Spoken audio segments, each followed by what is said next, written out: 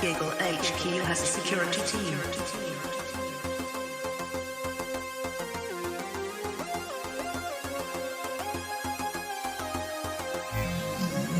We don't need Reddit Twitter people.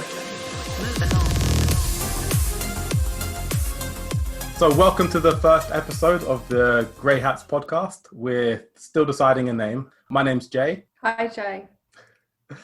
Now you can say who you are. I'm Saskia.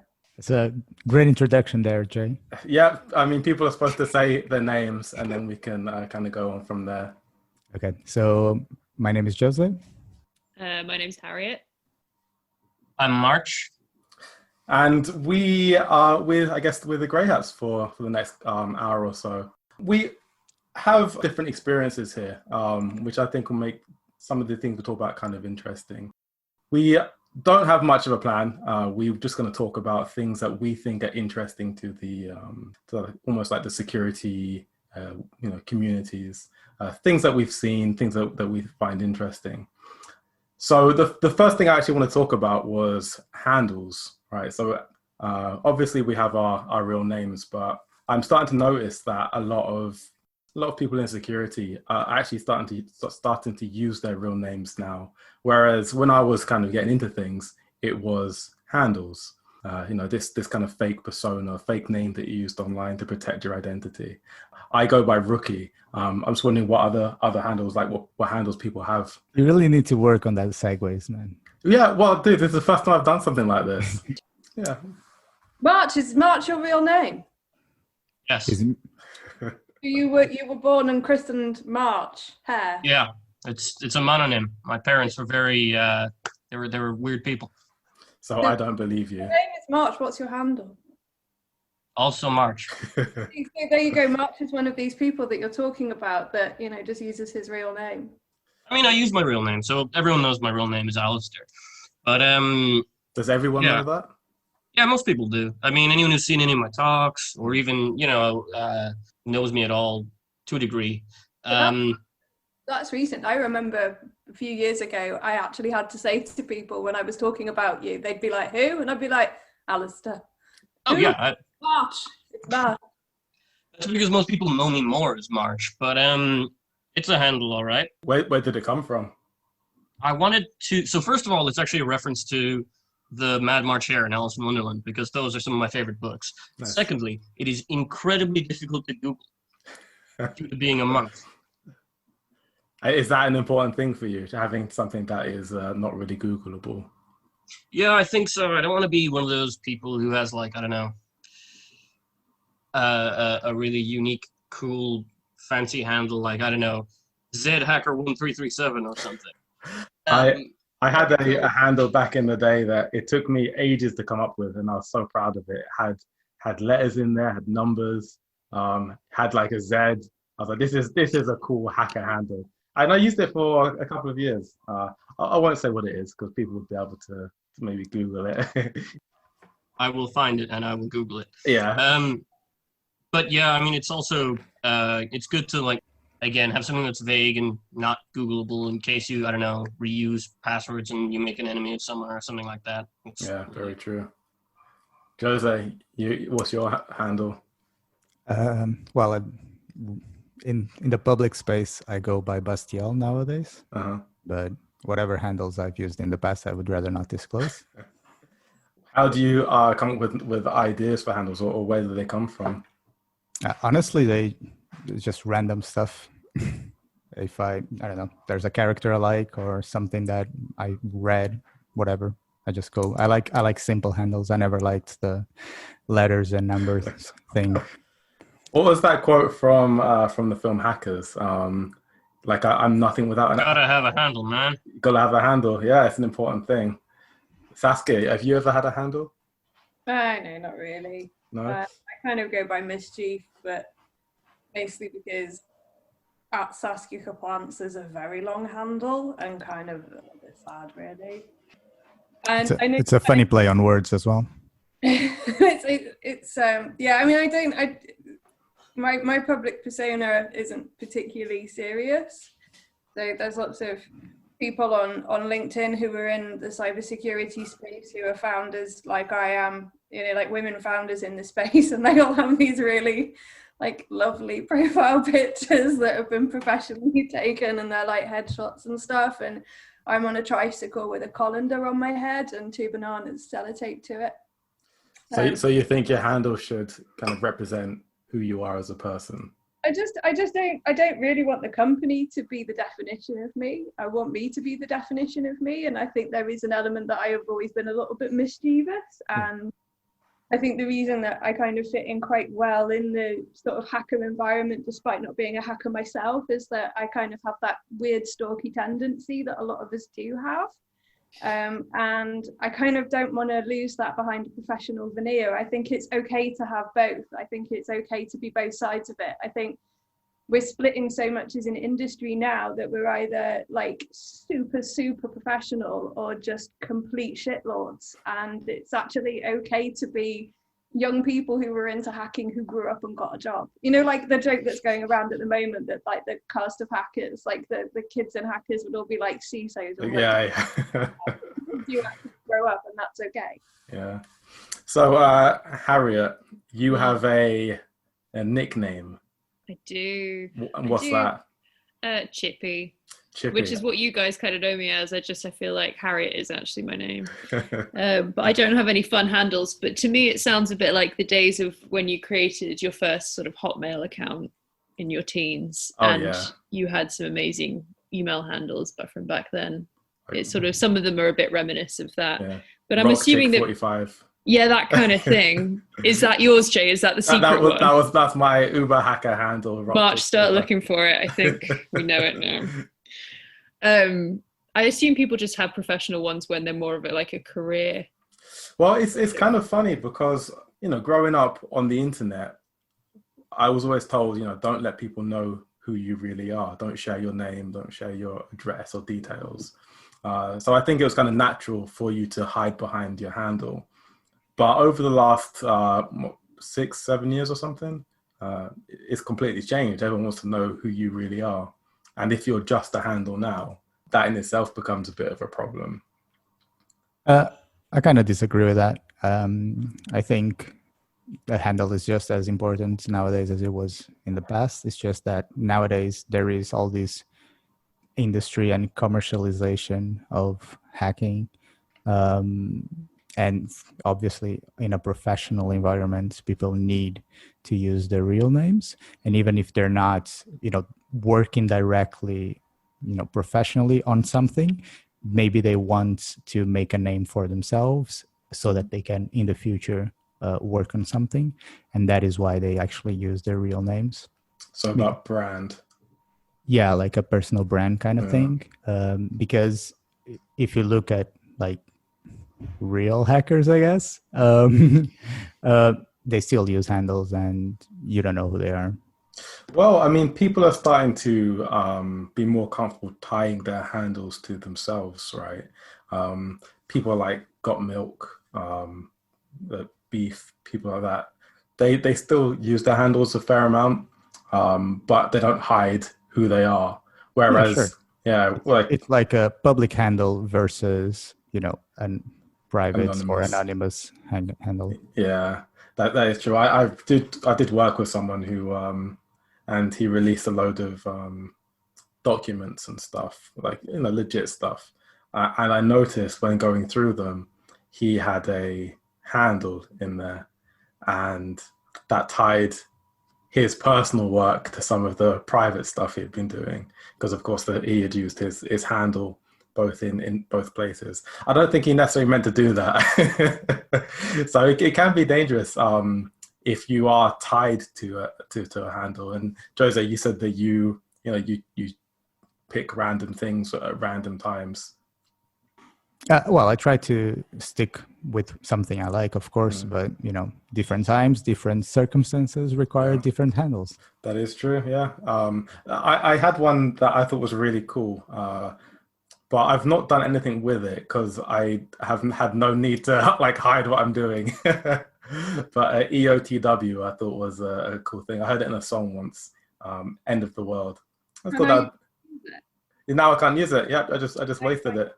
I can use it. Yeah. And everyone will think it's me.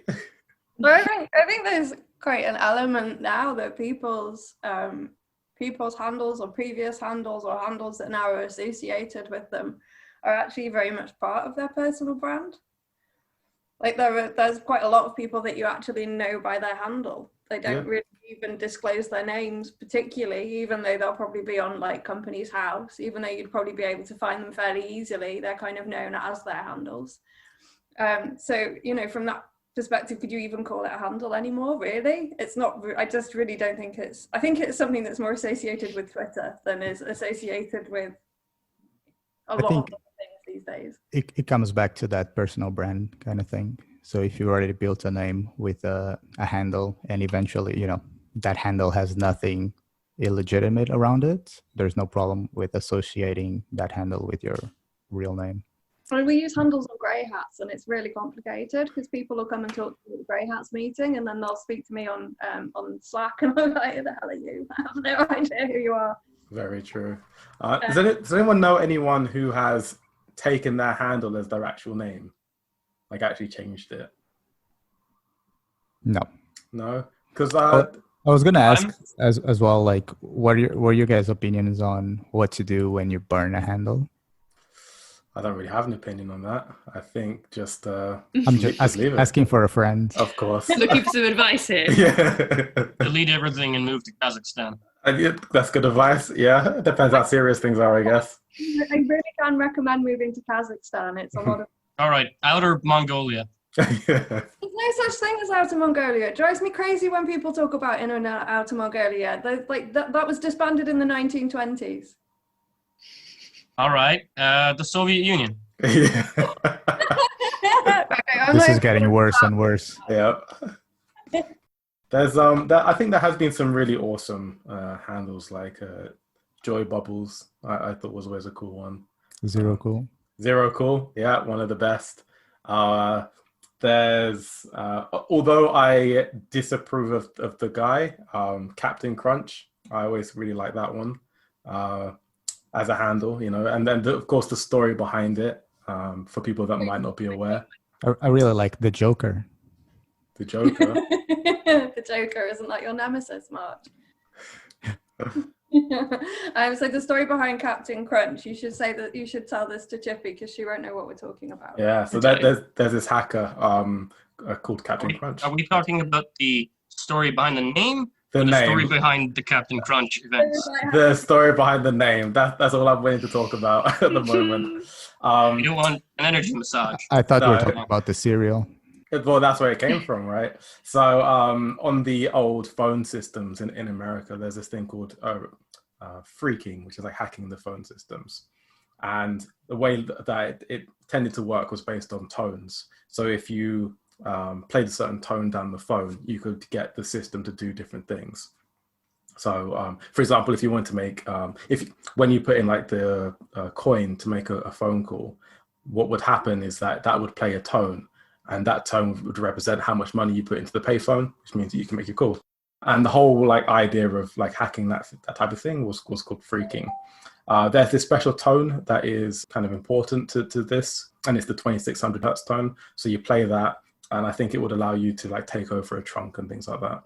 It turns out that in the Captain Crunch cereal in America, there was this little whistle, and if you blew that whistle, it would blow the tone. And so this guy, you know, was kind of known for like discovering this and doing that. So he took the handle as Captain Crunch. So yeah, I really like the fact that there was a kind of like a story behind it and everything. Again, That is a pretty good story. Exactly, yeah. Better than your like, what was it, Rock Chick 95 or whatever it was. Yeah, the sad thing is that he was then like formally publicly disgraced for being quite inappropriate with quite a lot of young men in the industry. Yeah, so we try not to talk about him, even though it is an important like story when it comes to like the hacker culture in the early days, which is kind of unfortunate. It's something actually that March and I have discussed before, even at conferences and stuff when we've been given talks. There's so much emphasis on mentoring in cybersecurity and in hacking, and there has been for so many years, and it's just really something that's very unmonitored, and it's so open to everybody. people get really angry with me when I say that, like, just informal mentoring's a really terrible idea. Someone got really mad with me on Twitter the other day and just was like ending the conversation. But you know, the position that a lot of young men were put in because of Captain Crunch and the whole industry knowing about it, like high up people in the industry knowing about it and refusing to do anything about it, meant that like generations of young men were basically being stalked and abused. And I think there were a lot of lessons that we kind of don't learn as an industry, and I think Captain Crunch is a really good example of that. That's true. Is it an industry, or is it a community, or is it a hobby? Or do any of those definitions matter? Good And it's question. definitely an industry because people work in it. Yeah. I agree with March. But is that the same as the community, or are they different things? There's enough overlap that I think the definitions are almost irrelevant. I in believe a there lot of are communities in this industry. Can you have a community outside of industry that is part of, part of Well, things? before, people were actually paid for security consultancy, there was a community and there wasn't an industry. Well, there's different kinds of industries, which is still happen today, but it's a separate thing. It is funny to me how the industry has changed the community, because speaking of like mentorship, it really was, at least in my experience, it was the thing that happened, right? You didn't have a mentor and you didn't necessarily find a mentor, but you would be part of a group. And as part of that group, there would be people that were more experienced. And then as you become more experienced, you help like other people. But Saskia, you think that doesn't really work when it comes to industry stuff. So I don't believe that we have a professional industry. I believe that we have a monetized industry, but we don't have any professional standards by which we work to. And I think that is holding the industry back massively. And that's why it's so muddy between what we mean by hacking or cybersecurity industry versus community. If you talk about the medical community, you know exactly what you're talking about. You're talking about medical professionals with professional qualifications who have codes of ethics and conduct that they work to. When you talk about our community, it can be anything from industries, professional people in inverted commas, right through to script keys, whatever. And I think that is a bit of a problem for us. We're very, very young as an industry, and we've come from kind of very different backgrounds, and lots of people in the industry have different backgrounds, and I think that's fine. The medical industry also has all sorts of issues. It has problems with pyramid schemes and people. Quackery is still an issue. People are selling essential oils saying that they're going to cure brain cancer and stuff. But the difference is that there are kind of standards organizations and legal organizations that will kind of step in and say, actually, no, you can't do this and police that. And we don't have that really in this industry. Not yet. You do have a lot of people selling mysterious black boxes that promise that they'll stop all hackers ever getting into your network, after all. And there's no, like you say, I actually agree completely with you on every point there. There is no, oversight, I guess? There's no regulation. The regulations you have to pay for as well. So, I had an interesting conversation with somebody the other day who was telling me that I should have been following the ISO guidelines for disclosure when we did the disclosure for Giggle, Jay. It was like, this is what you should have done as digital interruption. And I'm like, I'm not paying for a standard that's for a vendor when I'm the discloser. He was like, well, it's the industry standard. And I'm like, a standard's not a standard if you have to pay for it. A standard's only a standard if it's universal. Also, you should never disclose exploits anyway. And we will be talking about that a bit later, because I'm really interested in your thoughts. Let me just correct Jamel there. I will be explaining why I am right, Of course. They'll be agreeing eventually. You might win me over. That's true. Harriet, you work for a cybersecurity company, right? I do. Yeah, one of the best around, I hear. Probably the best, yeah. I think the best security company. Of all the security companies I've worked for. What are your thoughts on this whole monetizing hacking? Is it something that you've come across before, or is it like a new concept to you? It's all very new to me, but go back to the community point, like as an outsider, because obviously I've seen all you guys talk, not you guys, but the Digital Interruption guys. You all seem to know a lot about the different people who work in an industry in a way that I've never really seen before in another place. Like you sort of know high up names because I used to work in tech, but in cybersecurity, it seems to be a lot of drama and personality in a way that I've never seen. So I don't know if that's kind of the difference of the community part and the industry part, but really I don't know if you guys find that to be true. I don't want to interrupt. I just want to say that that's so refreshing to see someone new to the industry and just saying this out loud right away. Yep, it is so weird. So much drama. There is so much drama. It's like a high school level of drama. But yeah, I mean, obviously there seems to be a lot of good camaraderie and community as well, but I think it gets overshadowed by some of the bad stuff. I've forgotten what your question was. I went on a complete tangent. What did you say, Jay? Just asking about your experience working for the best security company and whether, kind of being new to this arena, just the community aspect is something that you've kind of seen or, and I think you answered, to be honest, and I think you're right about a lot of the drama involved. And I think it does tie into the fact that for some people, there is no line between the community and the industry. There is so much overlap. I was also wondering, I don't know if there's a simple answer to this question, but on Saskia's point about there being no real structure around it and it just being a bit Wild West sort of situation by the sound of it, who's that benefiting? It's benefiting large companies because it means that the prices stay high. Large pen test companies, you mean? Yeah, because if you control by chaos, it's the people who create the chaos that are in control, and that's what we do. We control by chaos, and it is the reason that there is so much drama and there's so much conflict is because no one actually knows what's right and what's wrong because it hasn't been agreed and defined. So the reason people are so passionate is because they passionately believe that they're right. And then the politics comes into it as well, because it's highly political and has always been highly political. And people sit on different sides of a political spectrum that isn't left and right. That's not how it works in the hacking world. The spectrum is a circle and you can sit in all areas of this spectrum. So you could agree with somebody on 95% of stuff, but that 5% you disagree with will just cause outrage and complete war. And is that a hacker thing or is that a Twitter thing? No, yeah, I was gonna go for the same question. Like that's a Twitter thing, I think.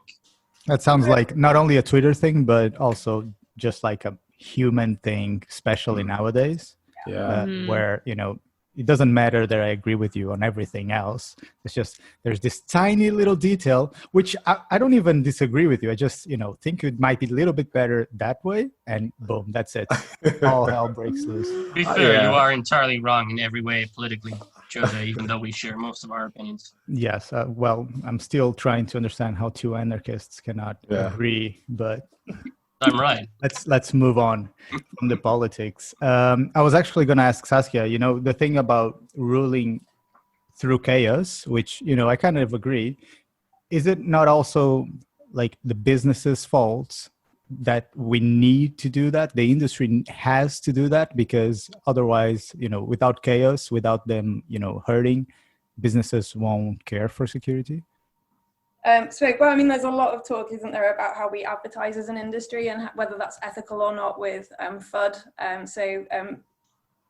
It's in their interest to scare people into buying pen tests, but the reality is people don't buy pen tests. Organizations still don't have good security posture because security isn't universal and it's not affordable, and it's not affordable because it's chaotic and it's expensive and it's hard to access and people don't understand it. So there is an argument that what you have at the moment is an elite model, which means that those can afford it access it, but you would have equally still have a billions and billions of dollar industry if it was still accessible by the smaller companies who aren't accessing it. And I think that's starting to change slowly as we get smaller pen test firms and security consultancies like ourselves. We're never going to be able to compete with the big companies out there. So our target market yes, we will. well, one day, but our target market currently is very, very different. But I also think it kind of works in favor of the larger companies and corporations as well if the industry itself is chaotic. But what about so security really is about quality, right? And there are other aspects of quality. We don't see the same chaos happening with like software testers, with the QA industry generally.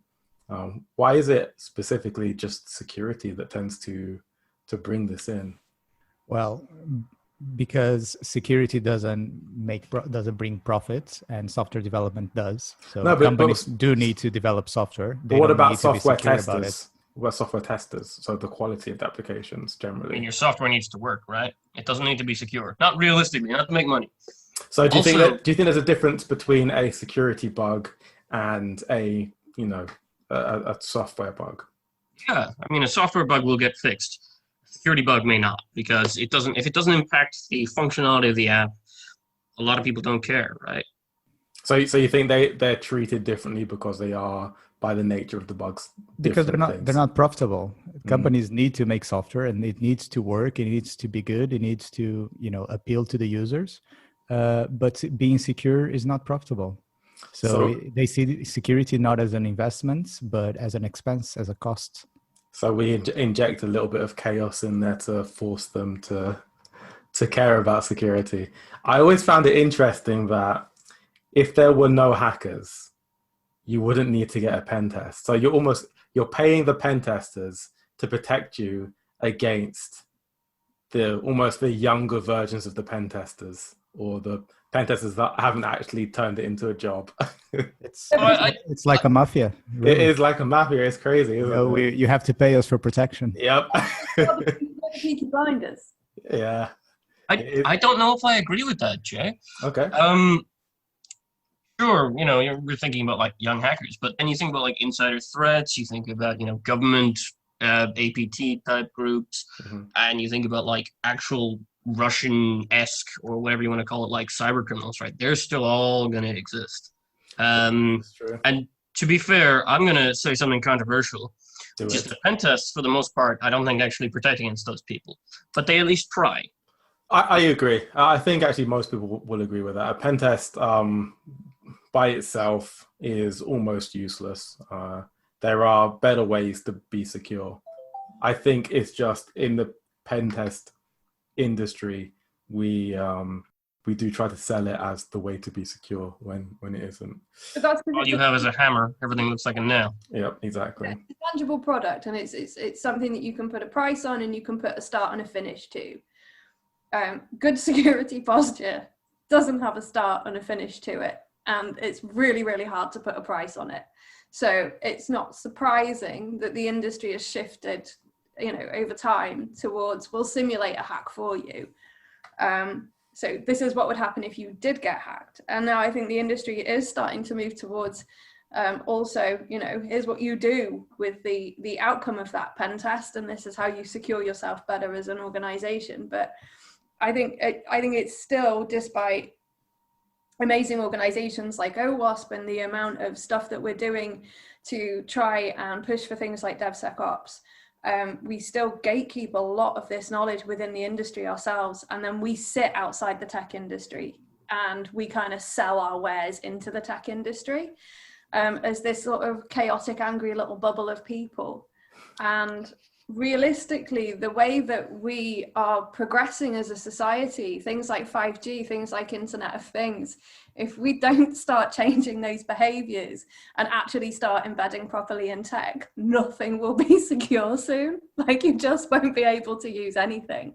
Like the old days. I think I'll look forward to that in a way. I think the industry is kind of changing in that direction. I mean, obviously you can argue that it's not fast enough, and in fact it's already too late. But I mean, in the beginning, pen tests would be, exactly that, penetration tests, where they would try to hack the company on whatever way and then report on it. And then, yeah, sure, maybe the company fixes, one attack path or a couple of attack paths that were found during the penetration test. But nowadays I see a lot of companies, I mean, surely it's not, it's not widespread, but I do see a few companies selling not only, pen tests, but also, training, and then monitoring, education on how to set up monitoring practices, best practices, that kind of consultancy work that maybe, 10 years ago, it wasn't happening like that. Yeah, I totally agree. I'm also seeing companies trying to, like security companies, trying to come up with different services that fit in better than just pen testing. How much security was there in the course that you did, Chippy? Because Chippy recently joined us as a junior, so she's kind of fresh out of boot camp. I mean, I don't want to drop them in it, but no security. Do you think it was important for people's understanding, Chippy is a software developer. So coming in, like thinking about security from a different point of view to what some of us generally would be. So yeah, so Chippy, you weren't really taught much security stuff. Do you think that was a problem? Do you think that's something that should be changed, or is it something like something has to give, right? If you only have a limited time to learn the things you have, something has to go. Do you think security was the thing, or do you think something else could have? Yeah, but I think saying that security has to go is just an obvious example of how people don't think security is a part of development, a part of software development. That's just saying this isn't part of it. We can get rid of this, when it needs to actually be integrated into it. From what I've seen anyway, it needs to be a bigger part of developing and testing. So that's missing in a big way, I would say. Yeah, I think it's until companies really start taking that on board, security is always going to be kind of on the back burner. It's things like security and privacy. But speaking of privacy, this is my first segue. Let's see how well this worked. Did anyone see any of the TikTok ban that was happening in America? Yeah, that's been quite a mess. There's talks that Oracle might actually fix it, so they delayed the ban to be temporarily or whatever. But I mean, WeChat is definitely banned. That's guaranteed. And yeah, I think it's it's kind of weird that it's 2020 and people still think that a great firewall will fix something.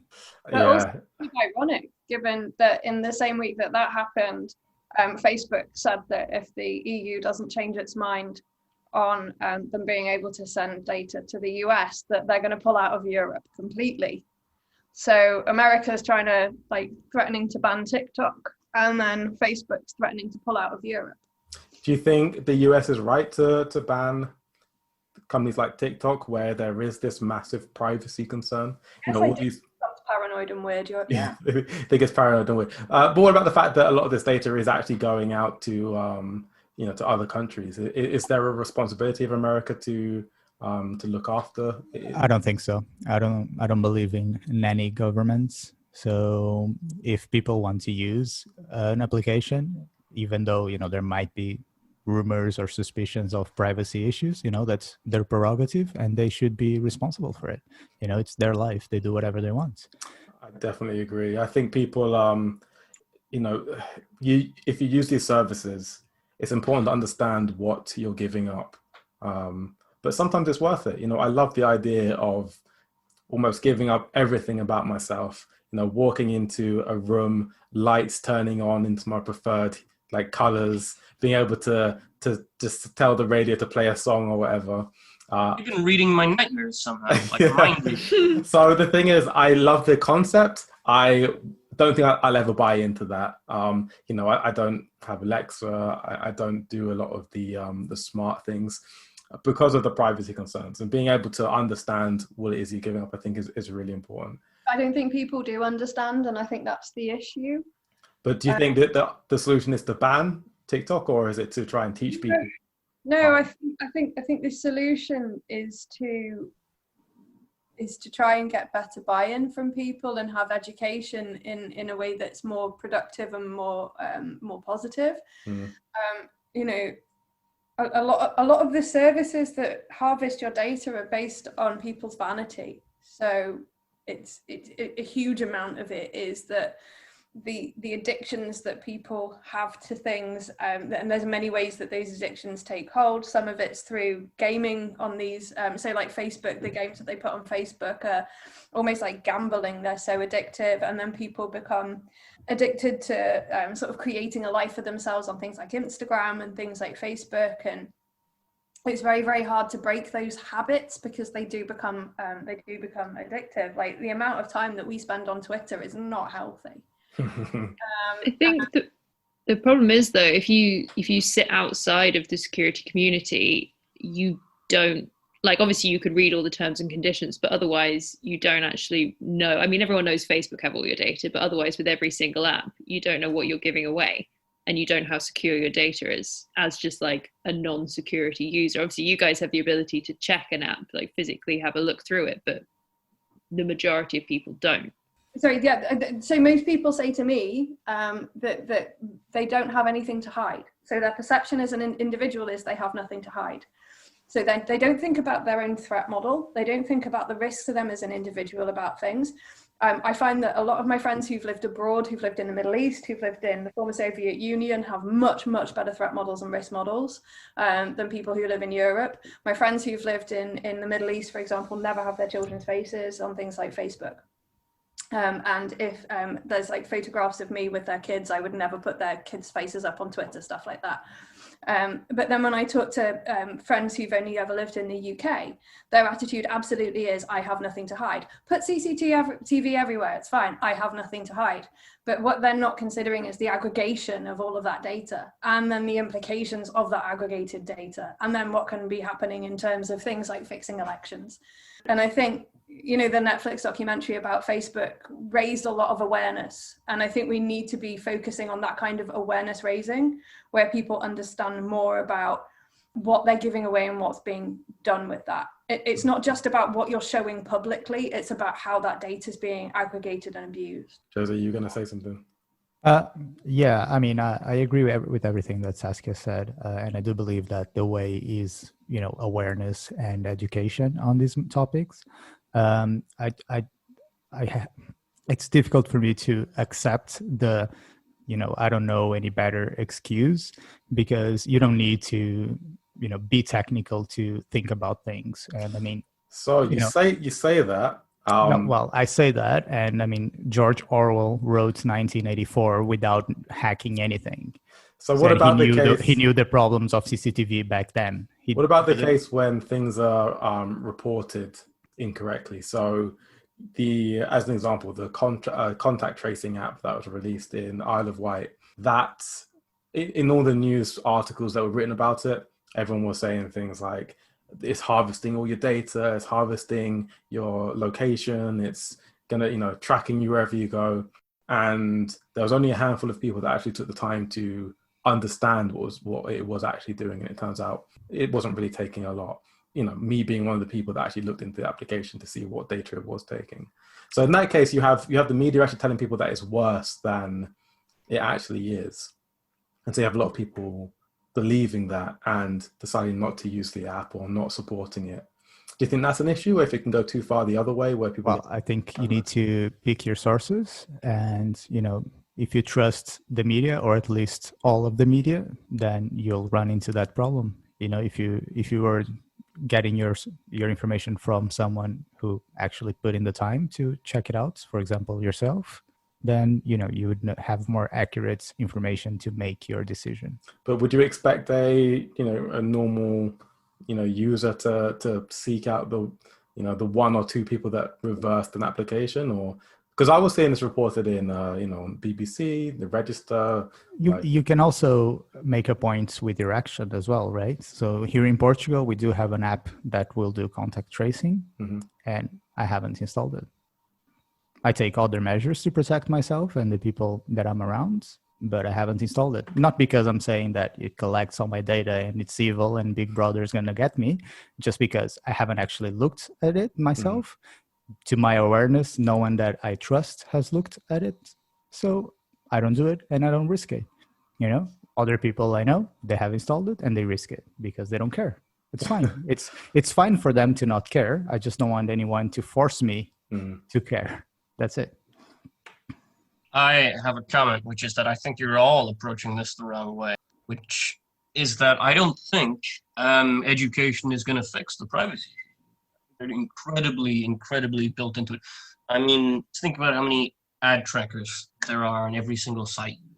Think about how many like bits of data that have surrendered to something that has been bought by something else or whatever else. I think the privacy issue with the internet is a fundamental built-in problem with it, and I don't think there's any real solution to it anymore. I'm pretty nihilistic about this. Maybe regulation. Maybe this is actually a point where regulation can step in, and you know, it kind of happened with GDPR, where privacy was a part of, you know, what they were trying to push, having people be aware of their data and having control to, you know, get it deleted and stuff. But you're right. I remember when people were first starting to realize how embedded Facebook is to everything. You know, you go to a website, there's a Facebook like button on, which means that Facebook can track, you know, that, because like all kinds of weird interconnected bits and pieces. You know, people were talking about that 10 years ago or whatever, and then only in the last couple of years has it really come into like the public mind how much of a big deal that was.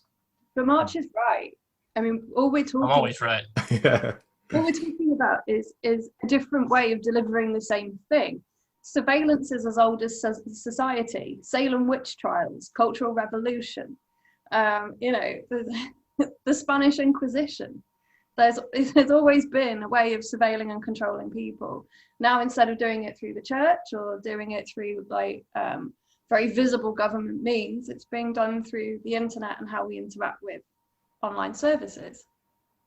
So it's not a new concept. And again, this is something that we talk about quite a lot. It's like the concepts of what we're doing aren't new. What's new is the technology that does it. People don't see that they're being surveilled until that next generation's moved on. They don't see that they've been manipulated until they reflect back on it. I was actually saying this to a friend earlier this week. I saw a really interesting tweet because I spend too much time on Twitter because it brings out my vanity. You know, that's the addiction for it. There's a vanity in knowing what's going on. There's a vanity in being seen as up to date and an expert in my field. And it's much easier to glean that information from other people posting it on Twitter than me actually having to do the research myself. But someone had put on Twitter that, you know, you all had these fantasies of what you would have been doing in the Second World War when you were fighting the Nazis and working for the underground and all of this kind of stuff. Well, now you know. And it's basically, you know, people aren't really existing in the way that they fantasize they would do because the context is now different. Okay, so did anyone see, there's no segue here, by the way, but did anyone see that zero login thing in the kind of reported, that new vulnerability with Microsoft? In Windows. Yeah. Yeah, I haven't looked at much of it, to be honest. Okay, it's actually, it seems pretty cool. So it was a vulnerability in NetLogon where I didn't look into tons of the details myself, but it let someone remove the password really from the domain controller, which I thought was really cool. And it made use of some weird crypto logic vulnerabilities, and like I think it was to do with if there was like a zero, like a null IV, and then if you put things in a certain state, you could get like a certain message to be decrypted by the NetLogon protocol, and you could use that to make a remote procedure call to basically clear the password.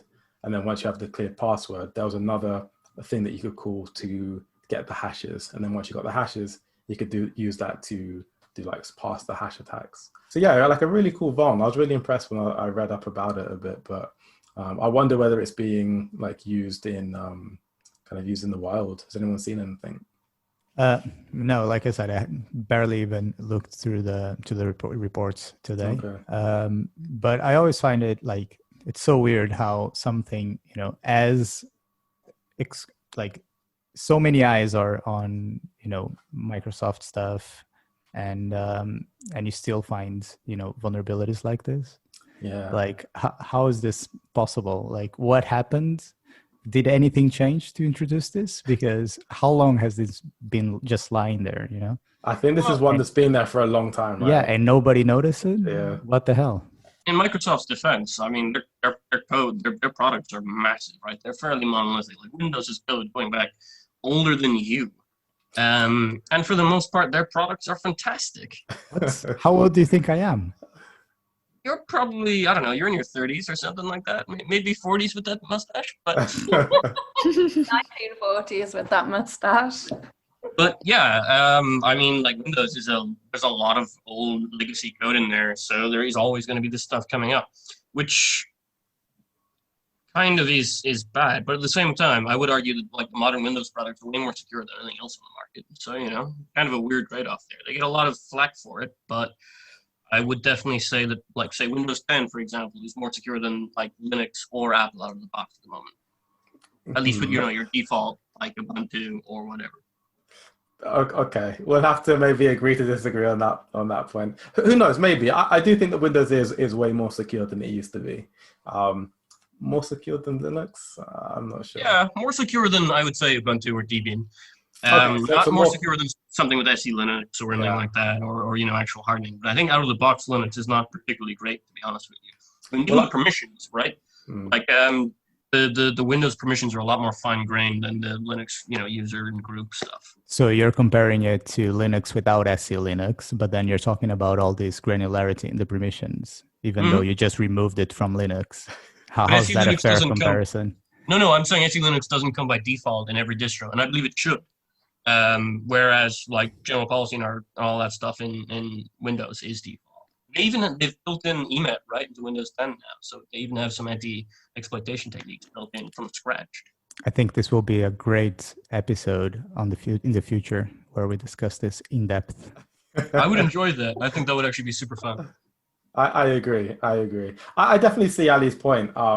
It is like for the record, I agree with Ali. I mean, Microsoft is awesome, and everything they do is awesome, and they are really secure. It's just the comparison. I think there's a lot to be said about that. Yeah, I will agree. It might have been an unfair comparison, but I still do actually strongly believe that Windows is more secure than Linux out of the box these days for the most part, and way more secure than Apple. You do see some interesting Linux vulns every now and then. I would say kind of on par with this one, or even worse actually. So like the some of the sudo vulns that have come out recently, and shell shock, things like that. Like you wonder how that could happen. I guess that is the thing when you are trying to support legacy code, and this is something that Microsoft has to really consider: legacy code bases. Trying to support that, all these protocols, things will slip by, I guess. Yeah, and a lot of these protocols were originally invented in time before the internet was considered insecure. But then, I mean, again, when you look at like interesting Linux vulns, right? You have that one with the Debian SSH keys thing. That was insane. There have been plenty of, let's just say, concerning Linux bugs. You see them and you think that should never have happened. Yeah, true. I think it's really easy to sort of say from the outside that should never have happened. Security isn't straightforward. I do think we are quite smug as an industry. We do spend a lot of time chortling to ourselves about how clever we are because we discovered a bug, but actually building stuff bug-free is not as easy as that. And I mean, that's something that we've discovered since we started being a company that develops tooling as well as doing security. Like when you're sitting on the other side of the fence, it's easy to throw stones. Don't get me wrong, I have friends who are developers as well and all of that, but God, I'm trying to think of a prime example now, and the only one that comes to my mind is the Debian SSH key one. But there have been issues where there have been bugs that they've reintroduced their things, and I know maybe it's not fair to throw stones in glass houses because I don't code properly, but still, it does concern me that I think Linux is almost not really progressing. Whereas I do think that Microsoft and even to a lesser degree Apple are getting, they're moving forward. Sure. Apple is doing a lot of like really good work as a consequence of iOS. So I don't think they should be underrated, to be honest. that's Yeah, true. iOS is Yeah. pretty good. It's just that macOS is more open, so it gets fucked. Yeah, I mean, they And had it's that one where you could get root by going into the guest user account. Yeah, there was something like that a couple of years ago. Yeah. I will say that Microsoft did it first. You could just log into the admin account back in the day. Yeah, well, Hotmail, you could get into any account just by putting in, what was the password? Shush or something? It was like just like a standard 3-letter password. I can't remember what it was offhand, but you could get into anyone's account with it. That was a while back, wasn't it? Chippy, have you read anything interesting recently about like cybersecurity in the news, or come across anything? Honestly, no, not really. I think I hear most of my news from you guys because you're always talking about it. So everything I hear, it just comes from you. And it usually filters through like anger on some level. Are you saying that we're angry people? There seems to be, I mean, I think we touched on this earlier, but there seems to be a lot of anger in your industry in general. Like, Whether it's anger or outrage. okay, we can call it outrage. I'm just angry. Okay, so you like anger. Choose your word. But yeah, I think I hear most of my things from you guys. You are now my source. I'm kind of interested in learning about, Chippy coming from a software development kind of background, and now being at least more involved in the security industry and environment. Do you see yourself staying in this route, in this career path? We'll see. It does seem very cliquey. What you guys obviously call a community, it does from an outside seem like a clique, which is probably not true. Like, you probably would love to have more people. All right. Okay. So if you're calling it a cult, we'll all call it a cult. I was trying to dance around it, but hey, I'm unemployed. I can talk, about whatever. Yeah, I already gave up on this industry. I'm also unemployed, so I'll straight up say it turns you into a soulless husk. It does. Pen testing does. I don't think that's true as of like all of security, but pen testing specifically. But Jose, I can answer Chippy's question. She will be with us forever. We of are course, not ever letting her go. She's amazing. Different. but I mean, We are different. in terms of going more into cybersecurity side. That was more the line of my question. Like, if she would like to, start working on security, or at least very close to security, people doing security stuff, etc. I would like to know more, but I don't know if I necessarily want to throw myself right into that Twitter pool, which obviously you don't just exist on Twitter, but there seems to be quite a heavy overlap with cybersecurity in Twitter. It is funny how people have, like, I think the security groups have moved from things like IRC, forums and things onto Twitter. I don't know why that happened, but it definitely happened. I don't know. There's a lot of people on Twitter, but I think Twitter is, overrepresented. There are still people who hang out on, whatever, just on Slack or on, Riot or whatever else.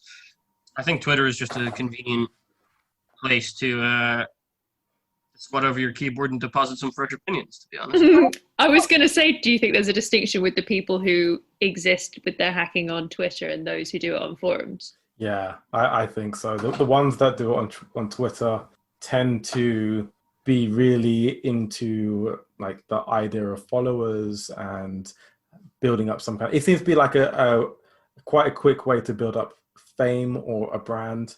Whereas that definitely did happen before in forums and things, but it was so limited, right? Oftentimes you would have some kind of reputation on that specific group that you were in.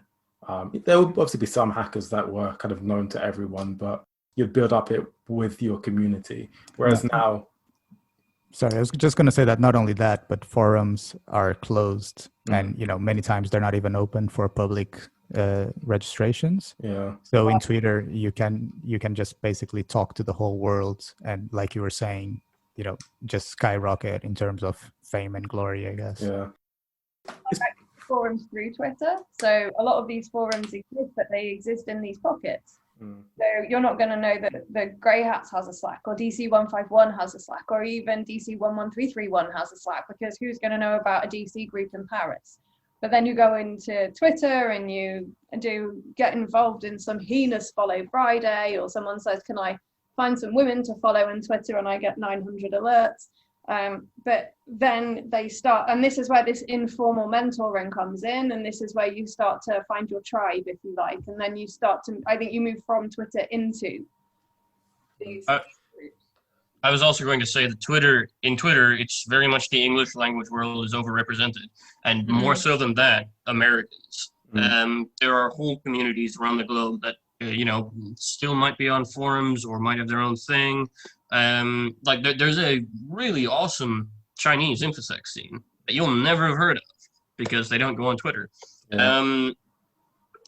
It's there's an amazing German InfoSec scene, and some of them are on Twitter, but a lot of them just aren't, because Germans care about privacy a lot and stuff. That's a good point. I do find the Twitter stuff is really good for connecting with people that you meet at conferences and stuff. But yeah, mostly in the kind of English speaking side. That's a good point. Okay. Anyone else have any topics that they wanted to discuss? Nope. No. Okay. I feel like March is just gearing up for his attack. In that case, let's move on to our main topic here, which is the ethics of hacking. So this is one that I'm quite excited to speak about, because this is something that has directly impacted both me and Saskia over the last couple of weeks. We disclosed a vulnerability.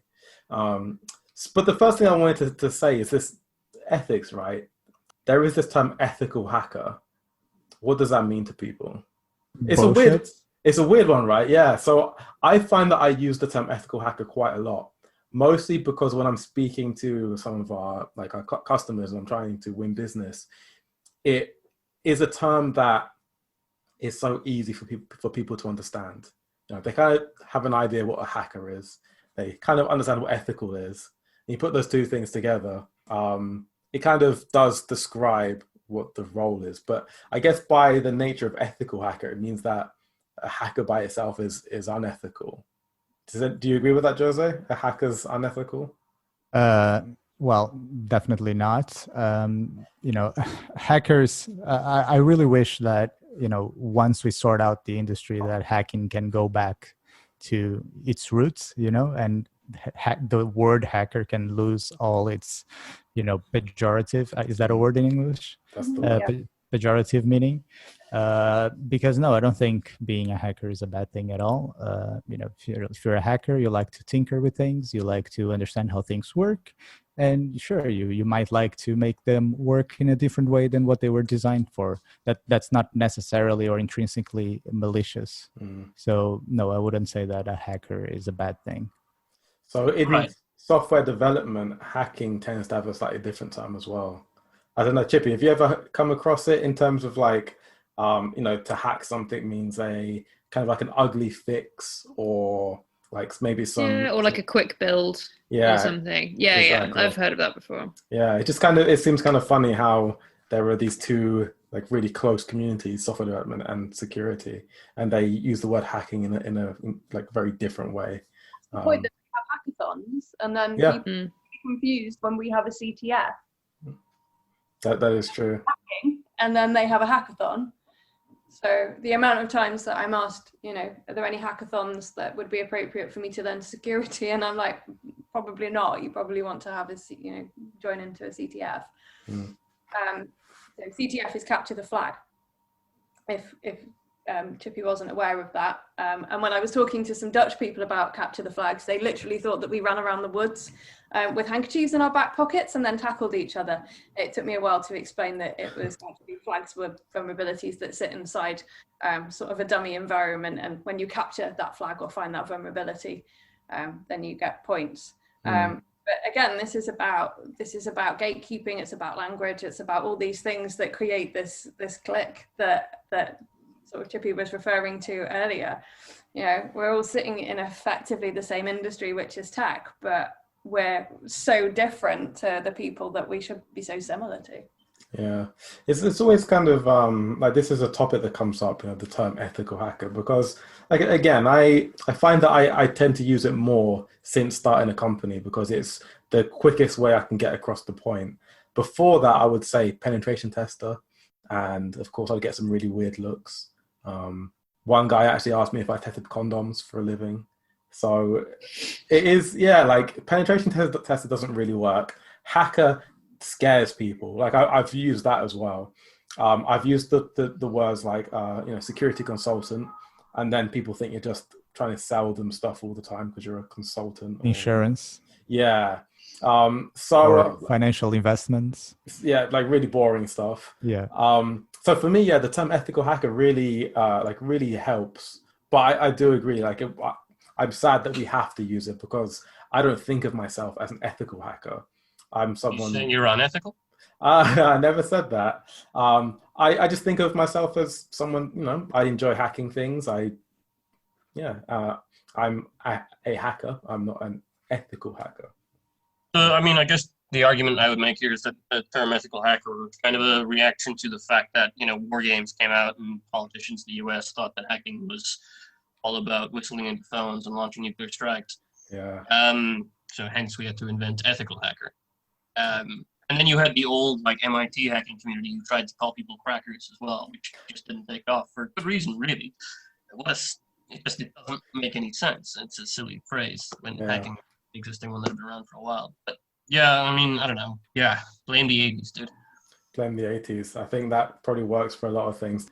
I think also there's a romanticism around being an ethical hacker. So we have got far more young people coming through different pathways now, which is a really, really great thing. But the reality is that penetration testing is, so if you join the industry because you watched Hackers every Friday night and was like, wow, this is what I'm going to be when I get into the industry, and then you're met with sort of working for NCC doing endless web apps whilst staying in a travel lodge in Slough as a penetration tester, you probably would like to keep some of that romanticism, and I would totally call myself an ethical hacker if I was in that situation. Speak for yourself. When I joined NCC, I came in with Zero Cool style bleached blonde hair. Yeah, you also had that trench coat that went down to the floor. I was had a awesome. full look. I was going The for the hacker look. 1990s hacker look. That's just his Slough uniform. So to be an ethical hacker then, assuming that is a term that we want to use, because the alternative is to maybe say white hat and black hat. But let's say that we do want to be on the more ethical side. I prefer the term security tester these days, to be perfectly honest. Yeah, that's very valid. I actually use that a lot when speaking to, especially people in the software testing community. I tend to just say security tester. But yeah, that there are definitely some considerations to think about, right?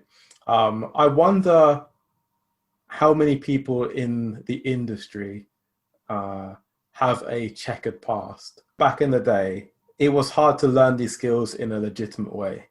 Do people agree with that, or do you think that there was a good way to learn things that was legal? I learned everything completely legitimately. Of course, hypothetically though. Well, I don't want to bring back an old topic, but I do think that understanding software, understanding networking, learning how things work is the best way to learn. So if we're going back to university degrees, computer science degrees, for example, I'd rather, understand really well how, the CPU works and how software works, and learn about the software design and all those, patterns and whatever. And then, I can use that knowledge and hack with it. Because again, I don't need to be committing a crime or doing anything security related to be hacking. So just by understanding how things work, I'm already, I can already put that in practice and hack. So hack to learn, don't learn to hack. Well, yes. So yeah, but first you need to learn some stuff about whatever you're trying to hack as well. Learn computers, then hack to learn. And then hack to learn, exactly. I would say that's, the best path. I mean, you guys, I don't know how you probably interview quite a few people as well, but I've interviewed a lot of people that come from this, what do you guys call it? Well, yeah, I guess ethical hacking courses or whatever, in university. And I mean, I don't want to, diss anyone out. I've met really good guys that came from those courses, but I've also met a lot of, not good guys, technically good guys that came from these courses. And in my experience, when they come into security, the best ones are the ones that, maybe they didn't even know anything about security, but they were really good at computers and software or networking. And then, because learning the tools is easy, understanding what the tools are doing, that's the hard part. So do you think maybe actually having the term like ethical hacker has had the downside of making it a thing, right? It's a thing you can talk about, and it's a thing that you can sell, and you can sell a course on how to be an ethical hacker. You can be certified ethical hacker. Absolutely. I think ethical hacking is completely bullshit. Because it's just hacking. Yes, exactly. I'm kind of with Jose there. I mean, I was basically self-taught, and I taught myself some programming languages. I installed Linux. I learned how that worked. And I didn't come into that with the intention of learning to hack. But it was way more, and I did a computing degree as well, but it was way more useful than a lot of the material I see. Just tends to be cargo code security, which is a phrase that I like and I use in a lot of different ways. But you learn, oh, this looks like X, so if it looks like X, I have to do Y and burp, versus knowing why or what's underlying and finding weird ones that way. I definitely agree. When I was young, I was lucky that I found a good group of, I don't want to say mentors, but a good group of people that I could learn from. And I was just really interested in how computers worked. And that was really my driving force. I didn't know whether I wanted to do security. I mean, I didn't even know it was a job, right? But I was thinking maybe I'd do AI or software development or something like that. And then I happened to fall into pen testing because, my skill set was such that it kind of made sense. It's something that I enjoyed, but it was never a goal. And yeah, I think a lot of people at the moment, they see ethical hacking and that is their goal, and they're trying to find maybe the shortest way to get there. Which there's romanticism to that, because the reality is, when you're looking at career pathways and when you're looking at what companies want, I think about 70% of people want blue team, which really isn't hacking at all. It's SOC work, it's defense work. It's the same skill set at a very entry level point, but again, it's about your motivations for wanting to be in security, and hacking is part of security, but it isn't security. Security is wider than just hacking. And it might be the roots of where the industry came from, and that's fine. But originally Coca-Cola had a load of cocaine in it. That doesn't mean that we still have to have cocaine in Coca-Cola. That's true. So Saskia, we had an interesting kind of run-in about ethics recently when it came to, it was wild, right? So this is about Giggle, which maybe some people have heard what's happened. Saskia, why don't you just give us a quick overview of the story? So we found a vulnerability in an application called Giggle, and Giggle is a social networking platform-ish thing.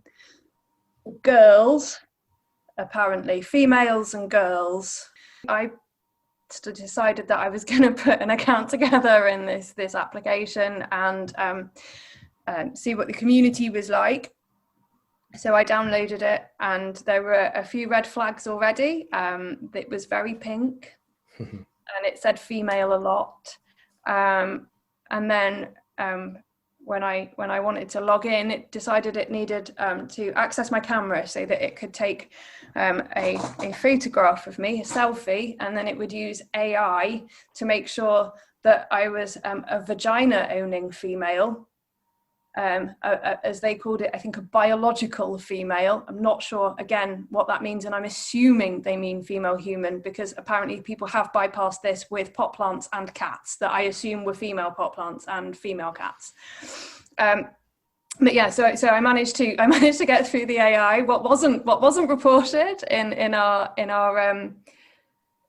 write-up was I did actually fail twice to get through the AI, and it didn't accept me as a female until Not female enough. I wasn't female enough. So I repositioned myself, and that a really, really unattractive photograph of me was the one that they actually finally accepted, which has now been seen by about 15,000 people. So I got into this app, and this app was really complicated. And basically the idea is that you join these little sort of rooms, and you create profiles in each of the rooms, and that's called a giggle. And I was on the thing for ages, and I kept losing my giggles and then re-giggling into my giggle. And it all seemed kind of weird. So we decided we'd take a look under the hood. The word giggle has now lost all meaning to me. How do you think we felt? Yeah. Jesus. It was insane and very, very confusing. It was a very, very confusing user experience. Yeah. So yeah, we took Found a vulnerability, didn't we? An interesting one that let us view all the details from everyone that signed up. So we were able to see those pictures they had taken, which Giggle had promised was completely private and no one would ever see, and they'd be deleted. But we were also able to see people's locations to the meter, basically, with full coordinates. Yeah, I had the longitude and latitude. So if you put it into Google Maps, you got a photograph of the house. Yeah, and phone numbers as well. So this actually kind of got us thinking. So we needed to disclose this to the people, because at this point that part of these rooms, these giggles that you can join, there's one that's for sex workers. So part of the idea is that you might advertise what you do for networking for work. So there's one for sex workers, and there's a whole section called support. And in support, they have rooms that are for abuse victims, people who are suffering from domestic violence, addiction, just this whole gamut of people that are sharing information that is going to make them really quite vulnerable, particularly if they're already in a vulnerable situation. And there is a quite acceptable expectation that anybody in sex work who is sharing their details would expect that to be kept quite secure and private. Yeah, so as I said, we needed to disclose because we're ethical hackers. That's what we do. Before you continue, can I just ask a couple of questions? Sure. So first of all, I don't remember, and that's my bad, but did you guys actually disclose the technical side of the vulnerability? Not until they'd fixed it or told us they had anyway. Okay, but then it's in your write-up right now, so whoever's listening, they can go out and check. Yeah, but the issue has been fixed. Okay, yeah, sure. I'm just asking. The second question was, I forgot, so just keep going. So we had to disclose because this is the standard process. If you find a vulnerability in some software, you reach out to the vendor and you tell them what the issue was and hope that they fix it. So that's something that I wanted to talk to people here about. Do we have to disclose? Is it a good thing? What are the alternatives if we don't disclose? I think that, and Marsh is not going to like this. I think that in your situation, you have to disclose, yes. Because of the data being so high risk. Also because you are, I don't know how to verbalize this, but you're like professionals. So as soon as you take on that role of a professional, you kind of also take on the responsibility of, maintaining standards and helping people and protecting their data, etc. If someone random found this, I wouldn't think that they would be, obligated to disclose, ethically obligated. I still think that, it's probably a good thing that they would disclose because they would be helping people out. I just think that if you are a professional on this area and in this industry, you do have that, ethical obligation. Because there is a standard, right? There is an agreement that security professionals have decided is the approach to follow? I mean, I definitely don't want to put you guys up next to doctors, for example, but any doctor will take the hypocritical oath, and Hippocratic. okay, that's different in Portuguese then. In Portuguese, it's Hippocrates. If there's any Portuguese listening. They'll understand that one word. Yes. So they take the oath, and it doesn't matter if they don't agree with the person they need to save, or if they've been paid, or if they haven't been paid, whatever. If someone is in health risk and they in need, they are ethically obligated to help them. And we don't take that oath, but I think there's something similar to that. I do feel that the reason we've decided as an industry to follow that is because it does ultimately lead to protecting users. People will find vulnerabilities, and we need a way to be able to let companies know in a safe way. But I know that Ali disagrees. So Ali, what are your thoughts? How should we best protect users? Should we protect users? Is it something that we need to think about as hackers? Yeah, I totally agree with Jose. That we should have an ethical obligation to protect people. Okay. The issue that I have, first of all, is that there are no legal protections for people who disclose, right? You are always in risk. And some of my friends have spent quite a significant amount of jail time back in the day because they disclosed things and they've been prosecuted for it. So in an ideal world, yeah, I would say absolutely, we should protect people. We have an ethical obligation to do good, right? Unfortunately, the world isn't ideal. So I feel like the only way to deal with this is to, I don't know, I'm a big believer in not disclosing. Because it's more important to protect you as an individual than the company that you found the vulnerability in. Yeah, absolutely. And I mean, as well, like, for all that we hold disclosure up as a high sort of standard, ultimately it's bug whack-a-mole. We have not really solved any of the underlying issues with a lot of problems. So I'm not sure that it's actually the way to go. What if you found a vulnerability in some software that was then exploited by a malicious actor at some point in the future, and people died from the result of it? Do you think, Chippy laughs, it has happened. Ashley Madison, I think, is probably the best example. Ashley Madison was a dating website for adulterers, and they got hacked, data got released, people killed themselves.